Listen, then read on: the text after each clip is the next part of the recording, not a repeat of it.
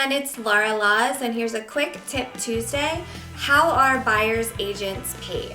This is a tricky question that a lot of buyers have, especially buyers who are new buyers or buyers who just haven't bought in a while. The game has changed with marketing.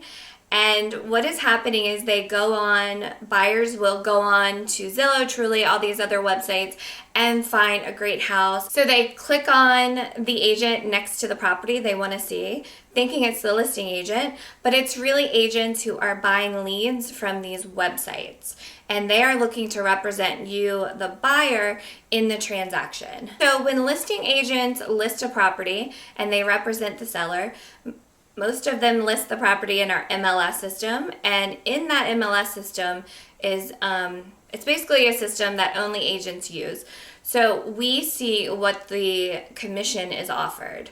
So if a seller is paying a total of 6% commission, 3% will go to the listing broker, and then the other 3% will go to the buyer's broker or agent to split.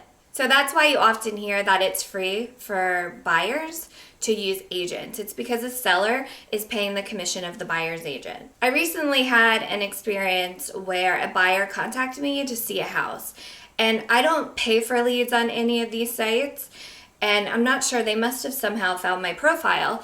And I clearly explained to her on the phone, I would be representing you as the buyer's agent, and kind of went over that with her before meeting her at the house. So I showed her the house. She was there for like an hour. She calls me the next day that she's interested in it, but she doesn't want to use me. So the buyer just wanted to use an attorney, her own attorney, and to represent her, and she thought she would save money that way. She had already contacted me, and I had met her at the property, so I explained to her there's procuring cause, that the seller's agent would most likely be required to split the commission with me anyway, so she might as well use me.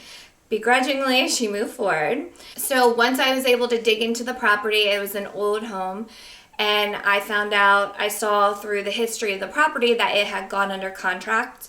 So I contacted the agent who was representing the seller and asked if there was any reports on the house. I think the house might have been like 150 years old. So really, really old home. There's gonna be issues. And so I was able to get the reports to the buyer. Well, the buyer saw the reports. It scared her, off from the property. So it saved her a lot of time and a lot of money, because she would have gotten all of those inspections done most likely. So that could have been $500 for inspections, a well and septic, another $1,500. So I saved her $2,000 and a lot of headache and a lot of emotion goes into all that as well. So all of that was saved just because she used a buyer's agent. So on the phone, her biggest objection, and a lot of buyers' objections who, they don't know me from anything, and they don't know my reputation if they just contact me off the internet. So their issue is that, one of their objections in using a buyer's agent is that, you are going to be looking out for the best interests of the seller, and you're going to want to get the highest amount of money that you can get so that your commission is higher. What I always say to that is that my reputation is so important, and it's really what keeps a real estate agent in business. If they were to operate like that, the word would get out and their business would dry up. And really, I'm a moral, ethical person, and I want to do what's best for all of my clients. And if you're just talking about negotiating down like $5,000, the actual commission off that $5,000 isn't that much to an agent once it hits their pocket and the IRS is paid. So I can't imagine anyone would gamble their reputation on such a small amount of money. And another option for a buyer is you can sign an exclusive buyer agency contract, and that really lays out all of the duties and everything that the agent is due to the buyer. If the buyers have any concerns that they're not being represented properly, then this is laid out in a contract. And just one other side note, if you are a buyer and you are just itching to get in to see a property, the listing agent isn't calling you back, you contact a random agent to go and show you the home, but you have no intention of using them or for them to represent you in the transaction, it's wrong to do that.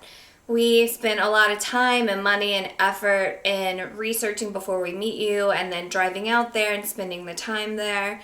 And just to waste an agent's time when you know you're not going to use them just because you want to see it right away, to me, it's the wrong thing to do. You should wait for the listing agent if that's the avenue you choose to go with, or call around to different agents and interview them over the phone before you meet someone at the property. Thank you for watching, and be sure to come back every Tuesday for more real estate tips.